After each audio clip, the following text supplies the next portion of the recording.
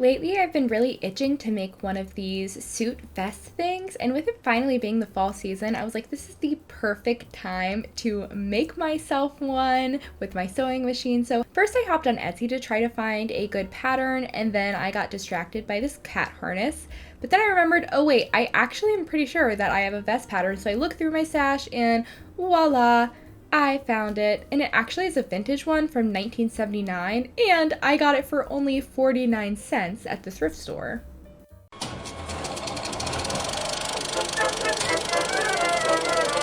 To get started, I laid out the whole pattern just so I could get a feel for what I would want to do. I eventually decided on the number 4 design because I felt like it would suit me best, so then I picked out the pieces that I would need, grabbed my cutting board, and then laid them out down on top of the board.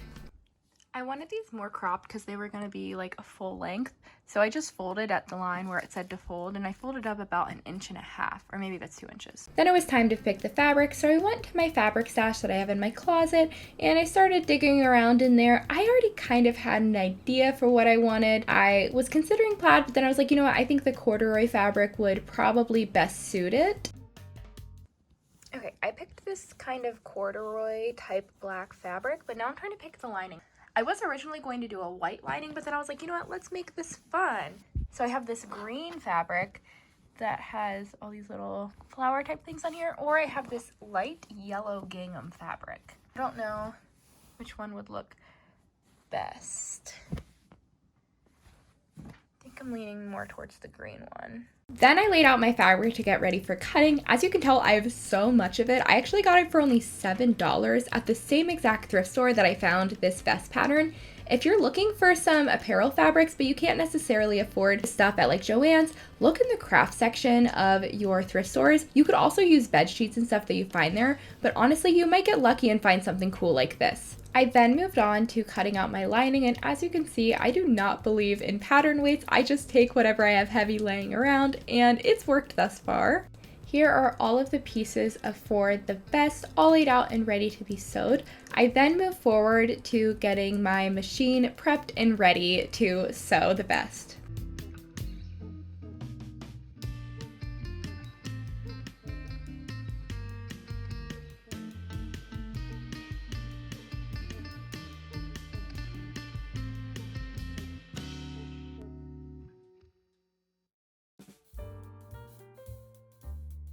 The first thing I sewed together for this project was just the pockets with the front and the lining facing each other. So I'm silly and I forgot to mark where the pockets are supposed to be, and I'm too lazy to get the pattern back out, so I'm just gonna kind of eyeball it.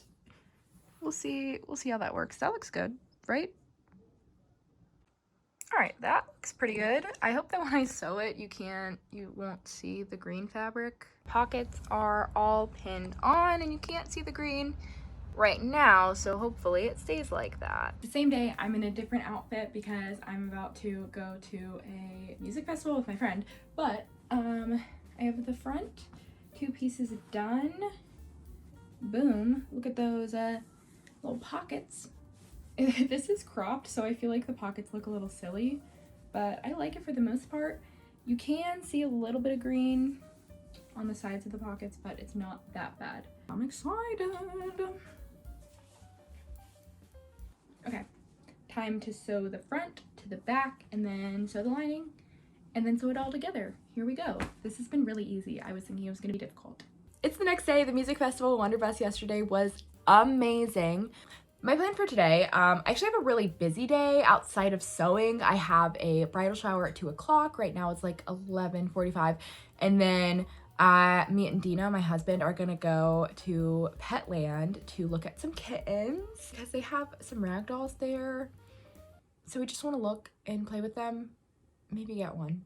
We'll see. I might get a kitten today, but I can definitely sew and finish up the vest before I go to this bridal shower. I honestly think it'll only take me like an hour or so. All I have to do is sew the lining and then sew them 2 together. I do have to do the buttons, but I don't think that will be too much of a hassle. We'll see.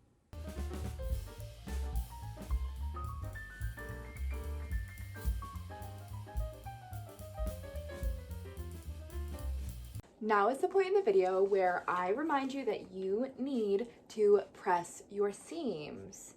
All right, I'm pressing open these shoulder seams up here for the lining, just making them nice and flat. I know you don't want to iron, but you have to, and it makes your piece look better. So press your seams. A few days later, and I'm gonna start working on the pants now. So I need to measure my waist because I haven't in a while. So for the waist, you want to get like the smallest part of your stomach, basically, usually right above the hips or right below the rib cage. It's a little different on everyone.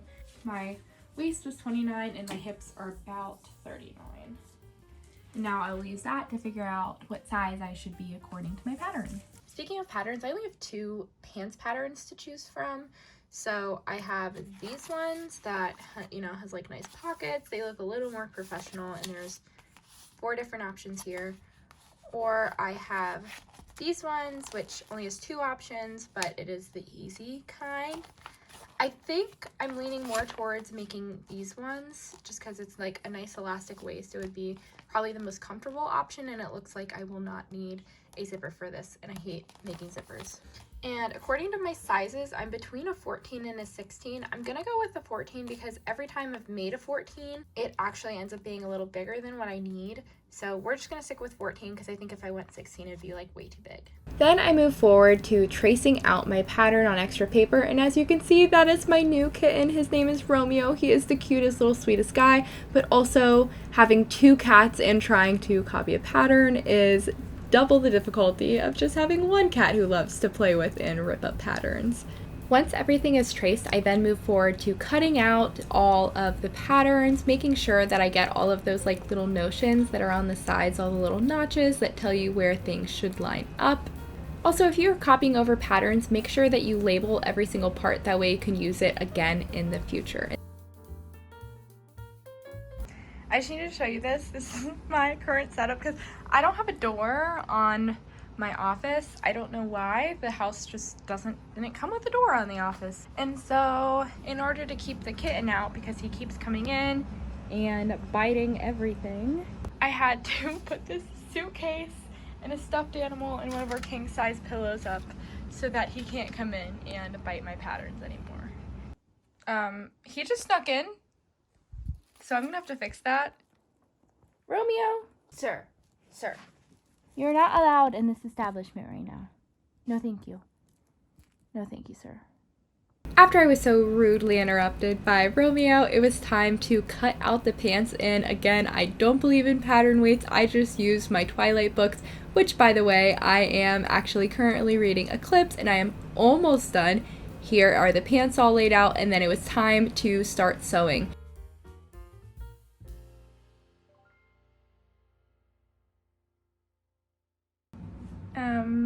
I dyed my hair. As you can tell, I dyed it back to brown. Brown's my natural, like up here is my natural, so I got pretty good match. I'm on to sewing the actual like waistband thing. I have to do like a baste stitch around. A base stitch is basically just like, it's a stitch made to like hold something in place, but it's not a permanent stitch, or it's not supposed to last forever. I think that's a good description. I had to leave like this little hole right here so that I can put the elastic in when it's time. I'm gonna go ahead, sew this up, and then I will attach this to the actual pants, and then I'll be almost done. The waistband is on. It's very large on me. I'm gonna have to, obviously, I'll put in the elastic so it will like cinch up, but it's very nice. I'm actually really proud of how they have turned out. I will say the seams on the inside are pretty itchy, so I don't know what I'm gonna do about those. Okay, let's finish these bad boys. I just had to tape this safety pin closed because I have really bad safety pins. I got them from the dollar store, and they keep coming undone when I'm trying to like push it through. When I'm trying to push it through the waistband. So in order to keep it closed, I just taped it. Hopefully this works and I can get the waistband finished. Okay, so the waistband is all done. The issue is the elastic is definitely all twisty in there, but I literally could not make it better than it was. So You're not even gonna be able to tell because it's so scrunchy. All I have to do now is hem the bottoms. I was just testing to see if I wanted to do it like this or just do a regular hem. I'm just gonna do normal. I don't love the way this looks on this like specific pair of pants. It's 1:45 a.m. so I'm not gonna do the hemming today. I'll just do it tomorrow when I wake up. I'm almost done. I'm so excited. It's the next day and literally all I have to do is hem the bottom of these pants and then I'm all done with this project. I'm really excited. Loose thread. Now here's me going through and pressing the bottom hem of the pants, making sure that it is exactly 1 inch all the way around so that it'd be even. Excuse the no makeup and like my jammy shirt, but the pants are all done, kind of. So I washed them and this seam came undone like in most areas through the wash, so I had to go through and do a zigzag stitch. I just had done a straight stitch there. I guess it just wasn't strong enough, so I zigzag stitched that. I'm gonna go through and add this like tealish bias tape throughout all of these inside seams in here because these pants are so unbelievably itchy at the seams, and so I think adding the bias tape over the seams will help make them be less itchy. Aside from that, it's like a very comfortable fit. It fits me like basically perfectly, so I'm just gonna add the bias tape and then I will be all done with this project.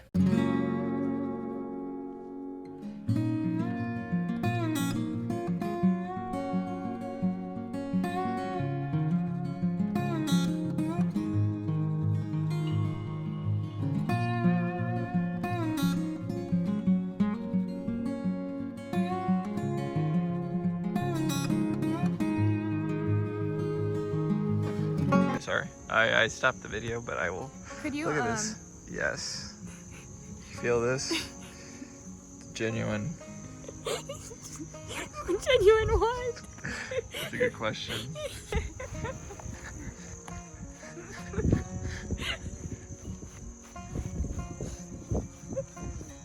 This is gonna be the worst footage.